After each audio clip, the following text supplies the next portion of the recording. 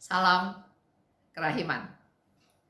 Hari ini novena kerahiman ilahi hari ke-6. Kita diminta oleh Yesus berdoa untuk jiwa yang lemah lembut, yang rendah hati, dan jiwa anak-anak. Kita bisa baca dari 1220.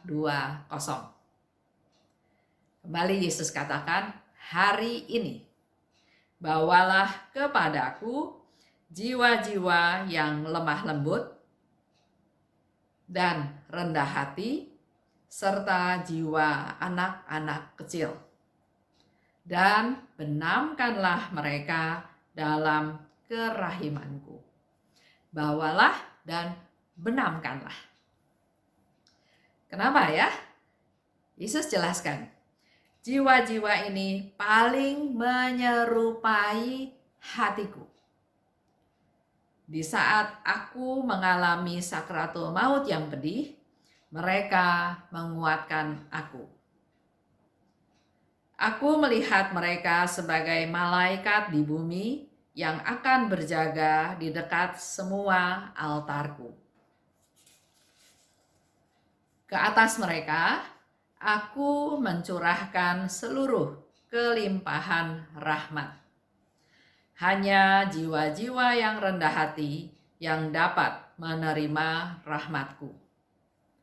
Dengan kerahimanku, aku mengasihi jiwa-jiwa yang rendah hati. Yesus sangat senang pada jiwa-jiwa yang lemah lembut, yang rendah hati. Sehingga begitu banyak janji, begitu banyak alasan yang Yesus katakan kepada kita semua. Kenapa? Kita harus berdoa untuk mereka yang lemah lembut, rendah hati, dan anak-anak kecil. Paling menyerupai hatiku. Karena Yesus lemah lembut. Karena Yesus rendah hati. Jadi kalau kita bisa rendah hati dan lemah lembut, Yesus katakan paling menyerupai hatiku. Dan pada waktu Yesus mengalami sakratul maut, orang-orang yang lemah lembut dan rendah hati ini yang memberi kekuatan kepada Tuhan Yesus. Jadi kalau kita rendah hati, kita lemah lembut, bukan kita bagian yang dianggap kalah, bagian yang dianggap takut, nggak berani, tapi mari kita belajar persembahkan kelemah lembutan, kerendahan hati kita untuk meringankan beban Yesus di sakratul maut. Untuk memberi kekuatan kepada Yesus. Dan Yesus bilang, orang-orang rendah hati dan orang-orang yang lemah lembut adalah orang-orang yang berjaga di sekitar altar Dia. Sebagai malaikat yang berjaga di sekitar altarnya. Dan Yesus memberikan rahmat-rahmat untuk orang-orang yang rendah hati dan lemah lembut. Karena memang hanya jiwa-jiwa yang rendah hati yang bisa menerima rahmat dari Tuhan. Dan Yesus katakan lagi, dengan kerahimanku aku mengasihi jiwa-jiwa yang rendah hati. Jadi Yesus mengungkapkan kasihnya, betapa besar kasihnya kepada jiwa-jiwa yang rendah hati dan mengasihinya dengan kerahimanku. Nah, kita ambil contoh. Beberapa contoh tentang kerendahan hati ya. Diambil dari buku Diary Suster Faustina. Kalau kita lihat di nomor 56. Orang yang rendah hati adalah orang yang sadar akan kelemahan dan kehinaannya di hadapan Tuhan. Dia tahu tidak berdaya, dia tahu papa, dia tahu tidak punya apa-apa, dia tahu dia berdosa. 57. Orang yang rendah hati adalah orang yang ingin ikut menderita dengan sesama di sekitarnya. Dan dia nggak mau dihargai dengan karya-karyanya. Bukan untuk dipuji, bukan untuk supaya jadi terkenal. Dia malah nggak mau ketahuan tentang karya-karyanya. Bahkan dia nggak mau kelihatan bahwa dia menderita. Itu orang rendah hati. Di 241, orang yang rendah hati adalah orang yang selalu melayani, tidak membicarakan orang yang tidak ada. Kita kan biasa suka juga ya, kalau orang yang nggak ada kita ngomongin dia, tapi orang yang ada kita nggak ngomongin dia. Nah, itu bukan orang yang rendah hati. Orang rendah hati yang tidak membicarakan orang yang tidak ada di situ. Orang rendah hati juga adalah orang yang membela nama baik orang lain. Kalau ada orang nama baiknya dirusak, kita punya kewajiban membela.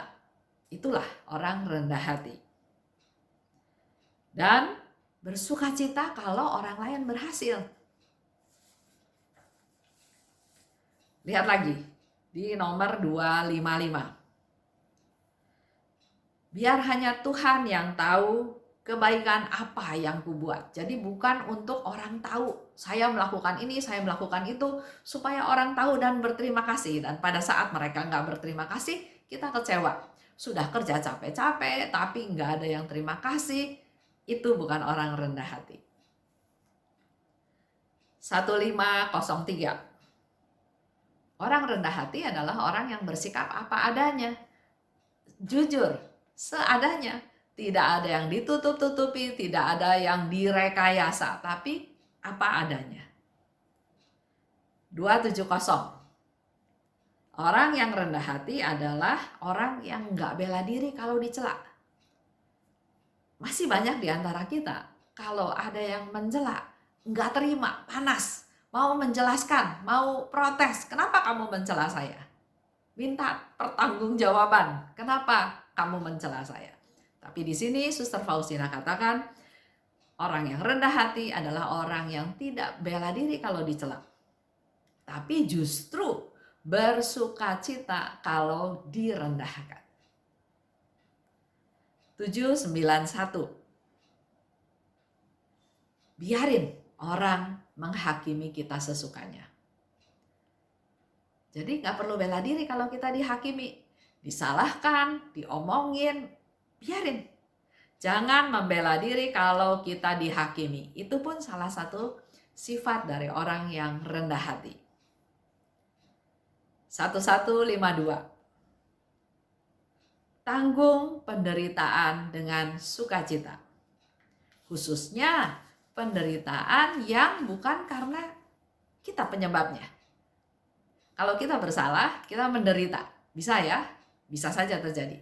Tapi bisa juga terjadi orang lain yang bersalah, tapi kita yang menanggung penderitaan tersebut. Nah, Suster Faustina katakan di 1152, tanggung penderitaan tersebut dengan sukacita. Sedangkan jiwa-jiwa yang rendah hati di mata Tuhan adalah, kita bisa lihat di 532. Kalau jiwa itu rendah hati, maka Yesus merasakan kenikmatan dalam hati yang murni dan rendah hati tersebut.